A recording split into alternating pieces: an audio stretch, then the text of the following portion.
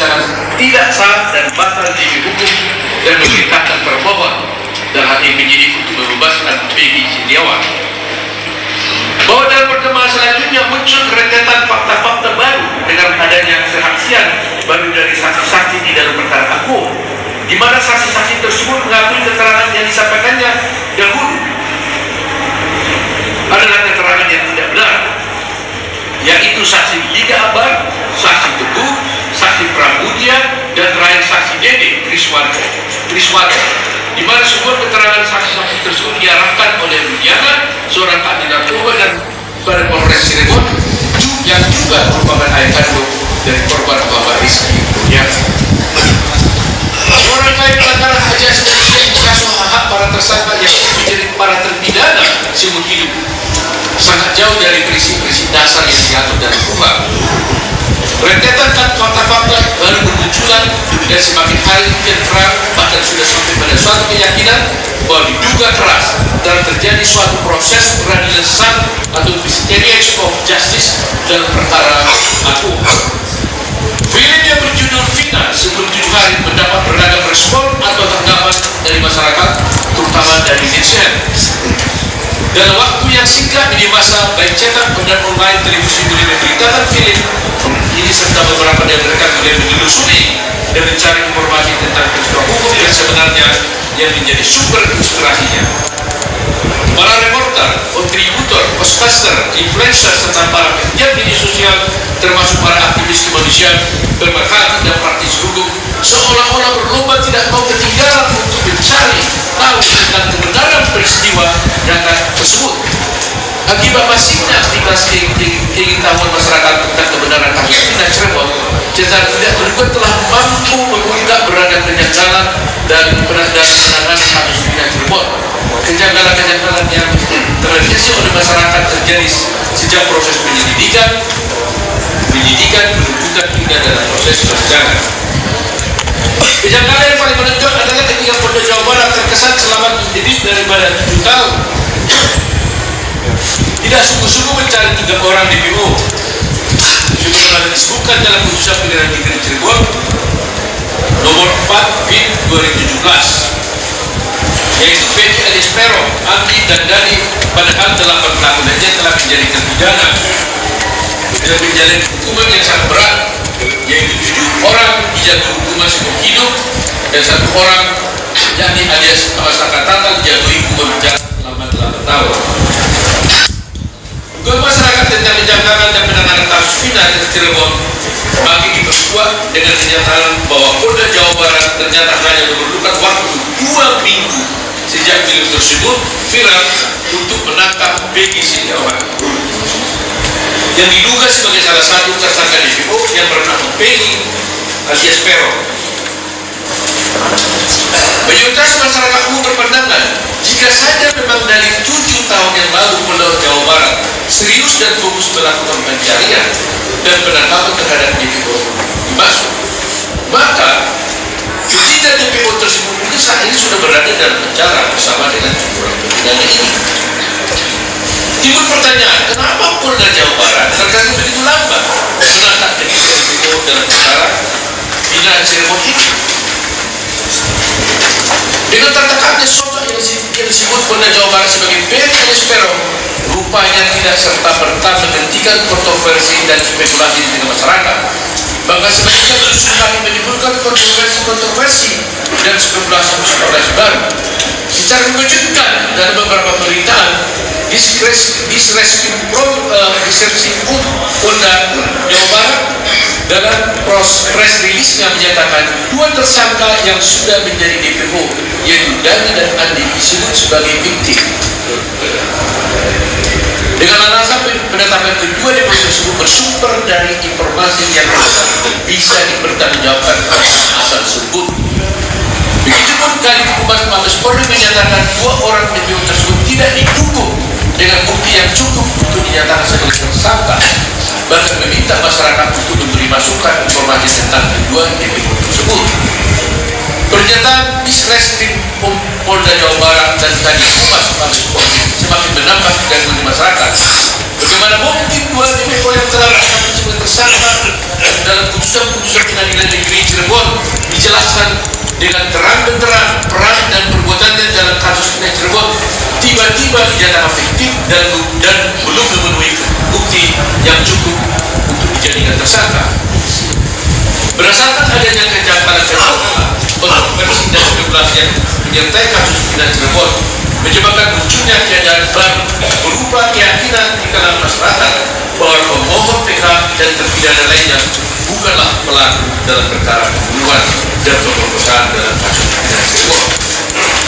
Keyakinan sebagian masyarakat yang menyatakan para pemohon PK dan terpidana lainnya bukanlah pelaku dalam peristiwa pembunuhan dan pemerkosaan dalam kasus Sungai Cirebon makin kuat setelah permohonan pra-peradilan kuasa Teguh Setiawan dikabulkan pengadilan berdasarkan putusan pengadilan negeri Bandung nomor 10/Pra/2024 PN/DKI.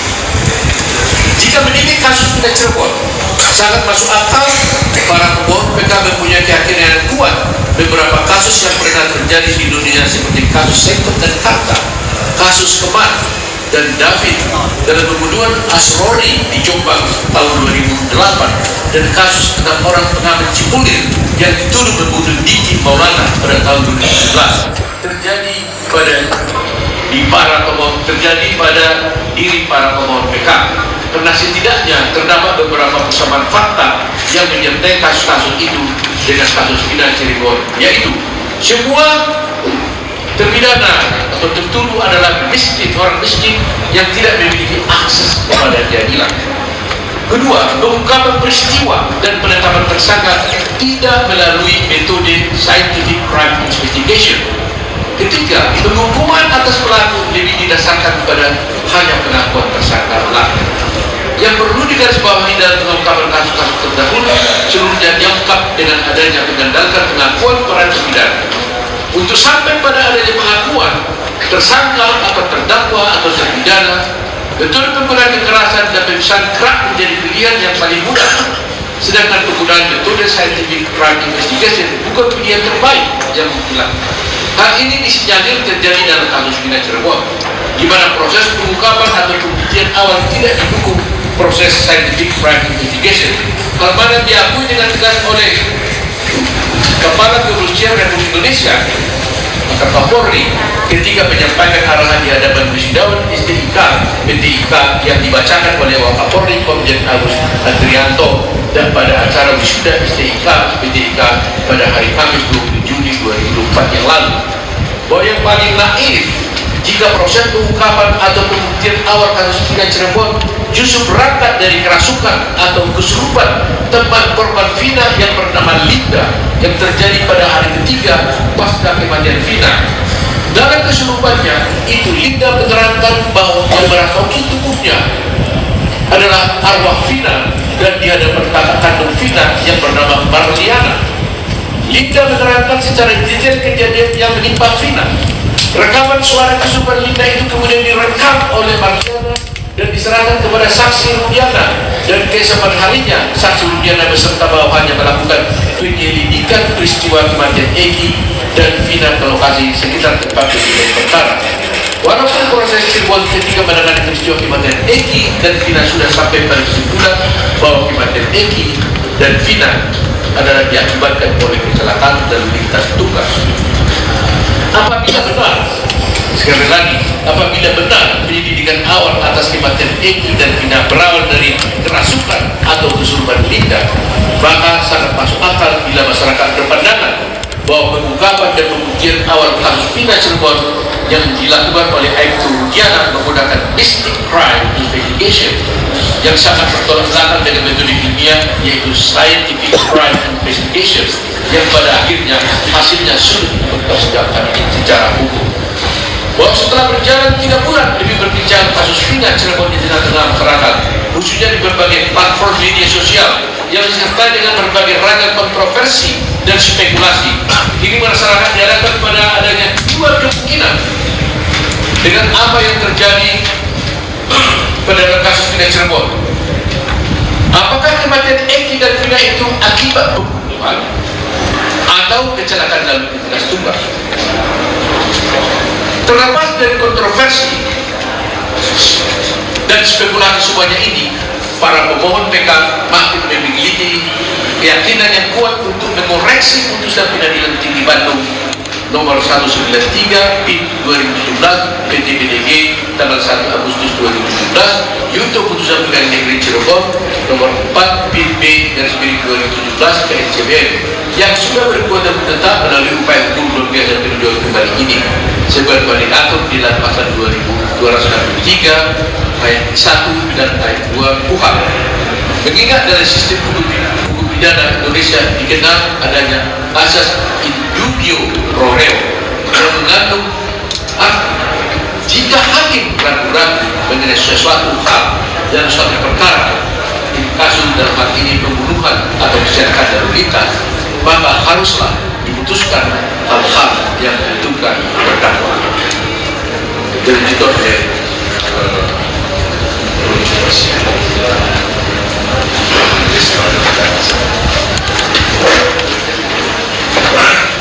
tiga, dasar hukum permohonan peninjauan kembali yang dimajukan oleh para pemohon PK bahwa peninjauan kembali merupakan satu upaya hukum luar biasa yang menjadi hak para terpidana atas perkara yang telah memiliki kekuatan menetap in casu terpidana dihukum penjara seumur hidup berdasarkan putusan Pengadilan Tinggi Bandung nomor 193 PIT 2017 PT Bandung tanggal 1 Agustus 2017 untuk Pengadilan Negeri Cirebon kelas 1B nomor 4 PIT B 2016 PN Cirebon tanggal 26 Mei 2017 telah memiliki kekuatan tetap atau intra manifesta.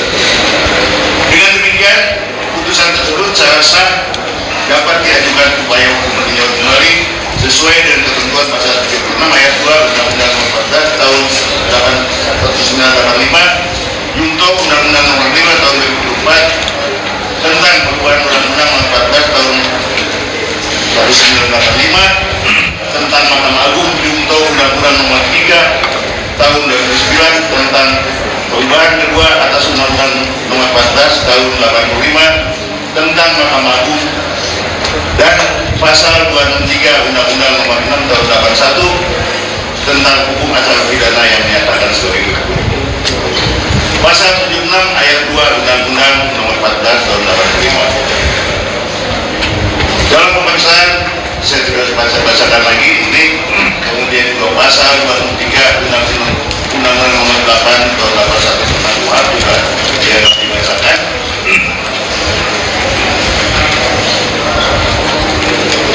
Maka atas alasan yang sama sebagaimana tersebut pada ayat 2 terhadap suatu putusan pengadilan yang telah mempunyai kekuatan hukum tetap dapat diajukan peninjauan kembali apabila dalam putusan itu suatu perbuatan yang didakwakan telah dinyatakan terbukti akan tetapi tidak diikuti oleh satu pemidanaan. 4. Alasan-alasan peninjauan kembali bahwa berdasarkan pasal 263 ayat 2 KUHP permintaan peninjauan kembali dilakukan atas dasar A. Apabila terdapat keadaan baru yang menimbulkan dugaan kuat bahwa jika keadaan itu sudah diketahui pada waktu sidang masih berlangsung, hasilnya akan berupa putusan bebas atau putusan lepas dari segala tuntutan hukum atau tuntutan penuntut umum tidak dapat diterima atau terhadap perkara ini diterapkan ketentuan pidana yang lebih ringan. B. Apabila dalam berbagai putusan dapat pernyataan bahwa sesuatu telah terbukti akan tetapi hal atau keadaan sebagai dasar dari alasan putusan yang dinyatakan telah terbukti ternyata bertentangan satu dengan yang lain. C. Apabila putusan itu dengan jelas memperlihatkan suatu kekhilafan hakim atau suatu keliruan yang nyata. Poin A. Ditemukannya keadaan baru atau mafhum yang menentukan bahwa menurut M. Yahya Harapan yang dimaksud dengan keadaan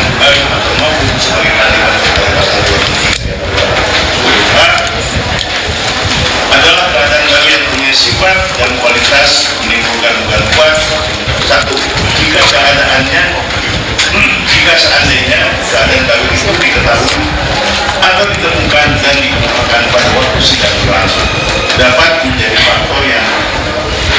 faktor dan alasan untuk menyatukan putusan bebas atau putusan lepas dari segala tuntutan hukum. Atau dua, badan baru itu jika ditentukan dan diketahui pada waktu sidang berlangsung dapat menjadi alasan dan dasar untuk menjatuhkan putusan yang menyatakan tuntutan tidak tepat.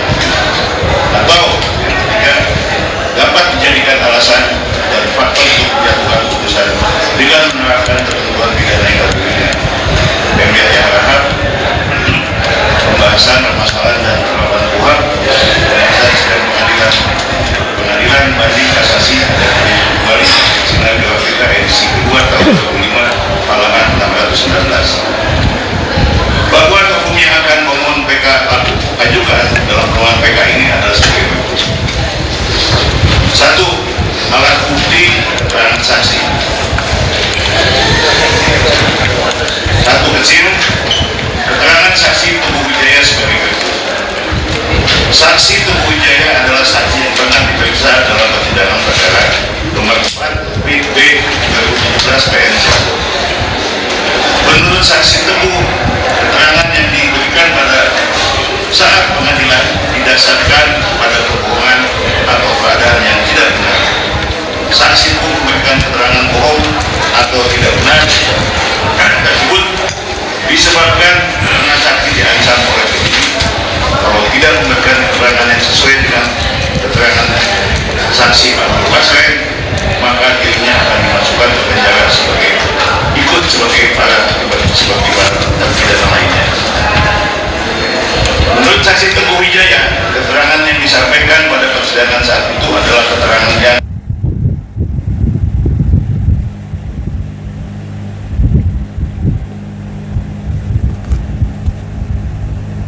sebenarnya.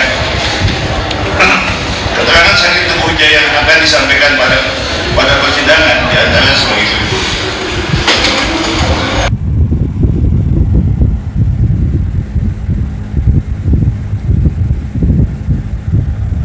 Bahwa pada tanggal 27 Agustus 2016 sekitar pukul 12.30 saksi ke warung Bumining sudah ada para pemohon PK yaitu Ramadhani, Muhammad Rafi, Ahmad Saifuddin dan Okta Rangga Pratama yang sedang bermain gitar sambil bernyanyi.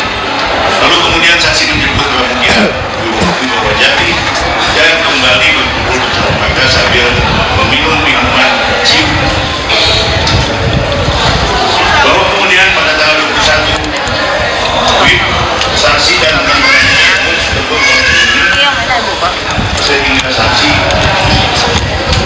sehingga saksi dan mereka berpindah ke depan rumah neneknya Hari Saputra. Sekitar 15 menit kemudian saksi bersama Pramudia Bawah Jati pergi membeli nasi kuning lalu kembali lagi ke rumah neneknya Hari Saputra.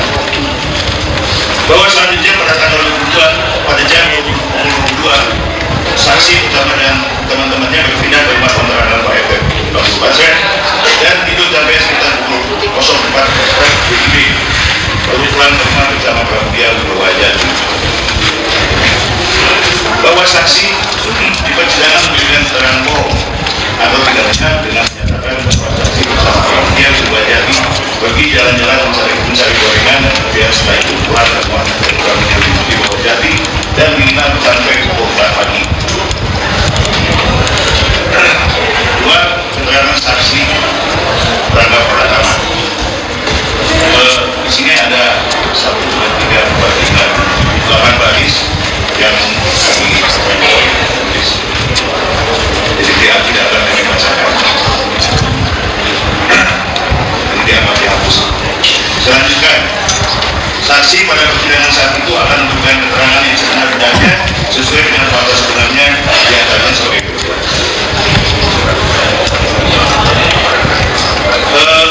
Bagian 2, keterangan saksi Okta Rangga Pratama. Ya, ada main point atau dihapus? Ada dihapus baris 1, 2, 3, 4, 5, 6, 7, 8. Dihapus ya. Di bawah keterangan saksi Okta Rangga Pratama itu dijalankan.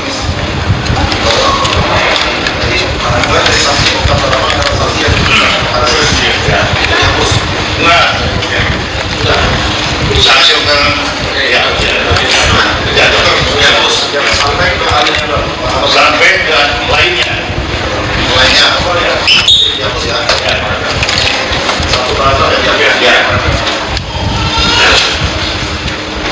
selanjutnya saksi pada persidangan saat ini akan memberikan keterangan yang sebenarnya sesuai dengan fakta sebenarnya di antara bahwa pada tanggal 20 Agustus 2016 sekitar pukul 19.30 saksi ke warung klinik sudah ada para pemohon PK dan Eko Ramadhani dan Muhammad Nur Hidayatul Parfi yang sedang bermain gitar sambil menyanyi dan minum minuman cium, lalu kemudian datang Ahmad Saifuddin, Pramudia Wibawajati dan Teguh Wijaya. Bahwa kemudian pada tanggal 21 pada pukul 21 WIB saksi dan teman-temannya tersebut ditegur oleh penyidik sehingga saksi dan mereka berpindah ke depan rumah neneknya Anissa Fikra. Bahwa selanjutnya sekitar pada pukul 22 WIB saksi bersama-sama dengan teman-temannya tersebut pindah ke rumah kontrakan milik saksi Abdul Hasan.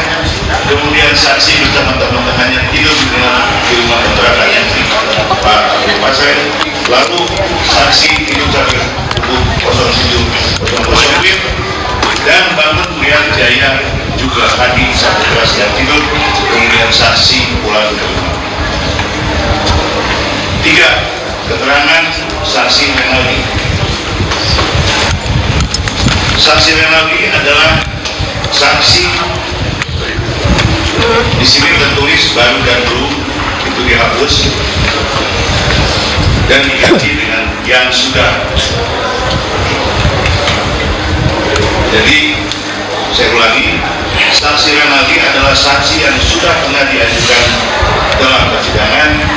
Saksi diajukan guna menerangkan bahwa saksi pada Rabu tanggal 31 Agustus 2016 sekitar pukul 16 saksi dari rumahnya pergi bertiga dengan Eka Sandi dan Sakatata untuk membeli bensin di perbatasan kota sebelum flyover. Lalu sebelum sampai di pom bensin, Eka Sandi turun di SMP 11 Cirebon. Kemudian saksi melanjutkan perjalanan kedua dengan Sakatata ke tempat pom bensin. Bahwa setelah itu saksi balik lagi ke SMP 11 Cirebon menemui Eka Sandi sekitar pukul 16.30.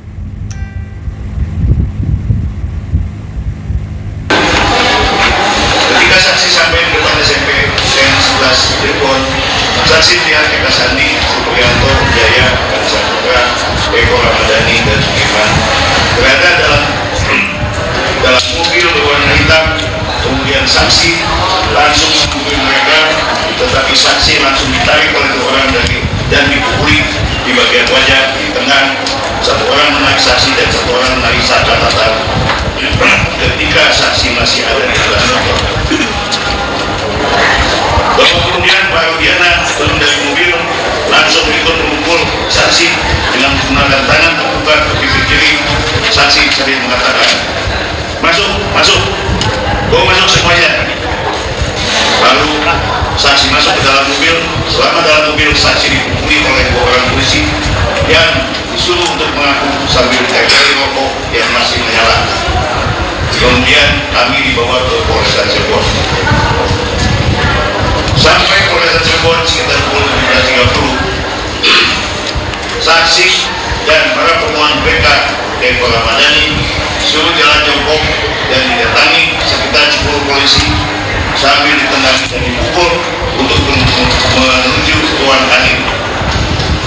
Kami semua di ruang kanit dipukul, diberi balsam, alat vital dan mata, dibakar rambut, serta dipaksa untuk mengakui perbuatan oleh Pak Rudiana, Pak Aris, dan Pak Kudu. Sekitar pukul 24 WIB malam bersama yang lainnya dibawa keluar, kemudian di depan ruang tahanan penjaga tahanan menyuruh kami meminum air kencing karena Sudirman minta minum oleh penjaga tahanan. Kalau tidak, saksi dan pemohon PK dipukuli. Setelah itu saksi dan pemohon PK disuruh masuk ruang tahanan sambil dipukul menggunakan gembok sel tahanan. Kemudian untuk kalinya saksi dibawa ke ruang kanit dan dibebaskan dengan syarat wajib lapor selama 1 bulan. 4. Keterangan saksi Sakatata bahwa saksi pada Rabu 31 Agustus 2019 sekitar pukul 16 saksi dari rumahnya pergi bertiga dengan Eka Sandi dan Penaldi untuk membeli bensin di perbatasan kota sebelum flyover. Lalu sebelum sampai di pom bensin, Eka Sandi turun di SMP 11 Cirebon, kemudian saksi melakukan perjalanan kedua dengan Penaldi ke tempat pom bensin. Bahwa setelah itu saksi balik lagi ke SMP 11 Cirebon dan menemui Eka Sandi sekitar pukul 16.30. Ketika saksi sampai di depan SMP 11 Cirebon, saksi melihat Eka Sandi, Supriyanto, Jaya, Adi Saputra, Eko Ramadhani dan Sudirman berada di dalam mobil berwarna hitam. Kemudian saksi langsung menghampiri mereka, tetapi saksi langsung ditarik oleh 2 orang dan dipukul bagian wajah kena. 1 orang menarik saksi dan 1 orang menarik Penaldi ketika saksi masih di atas motor.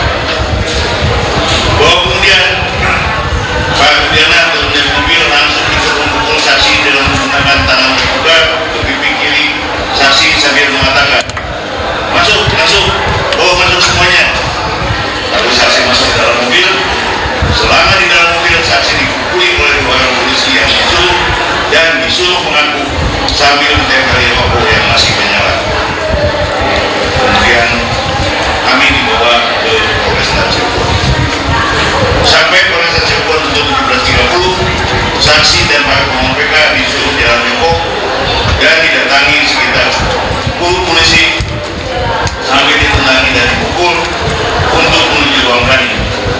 Kami semua di ruang kanit dipukul, diberi balsam alat vital dan mata, bakar rambut, serta dipaksa untuk melakukan perbuatan oleh Pak Rudiana, Pak Aris, dan Pak Gugun.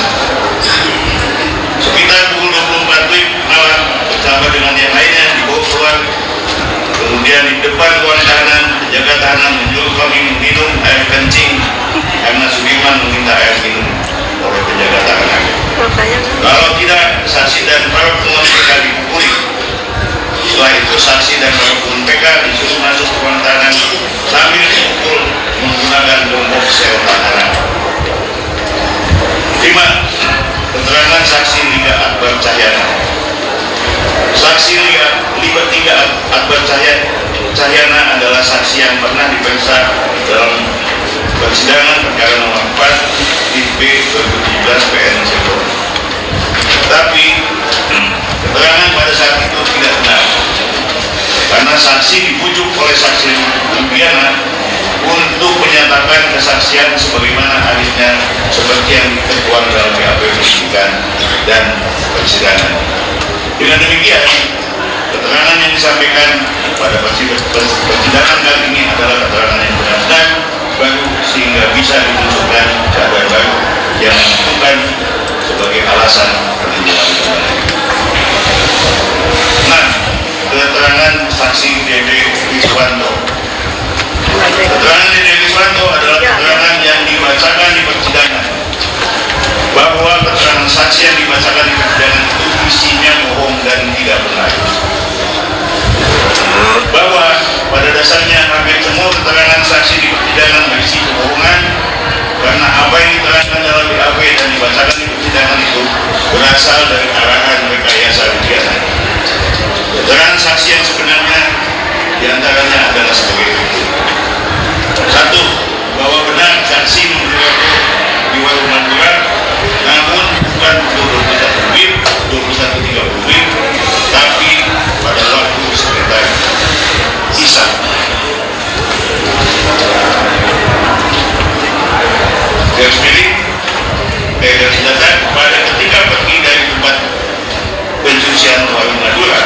saksi tidak melihat adanya sekelompok orang yang nongkrong di depan sel 11. Kondisi saat itu masih sangat sepi. Kemudian bahwa pada tanggal 21.30 tidak ada peristiwa lempar-lemparan batu dan kejar-kejaran motor atau perkelahian antara anak-anak muda. Kemudian saksi Dede adalah saksi yang disebut sebagai saksi afidavit atau saksi yang disupport dalam pemeriksaan penyelidikan penyidikan. Saksi Dede Iswanto mengaku melihat para pemohon PK melempari korban Muhammad Rizky Rudiana bin Listiana dan korban Vina Dewi Arsita, kemudian melakukan pengejaran dan memepet kendaraan yang dikendarai oleh korban. Selanjutnya, dua baris selanjutnya kami pelanggar dari seingat dan terus. Saya lanjutkan.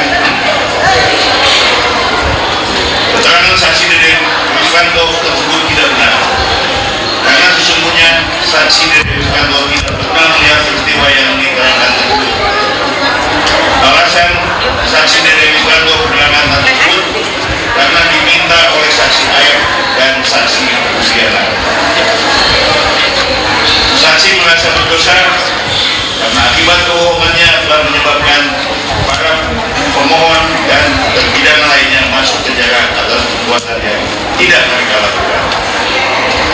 Kemudian saksi pernah mendapatkan panggilan untuk hadir di persidangan, tetapi ketika ditanyakan kepada saksi Rudiana, maka disebutkan tidak usah datang, tidak usah dihadiri. 7. Keterangan saksi Adi Haryadi. Saksi Adi Haryadi adalah saksi baru yang belum pernah diajukan dalam persidangan. Saksi diajukan guna menerangkan bahwa pada tanggal 27 Agustus 2016 hari Sabtu malam sekitar 2 jam 22 dalam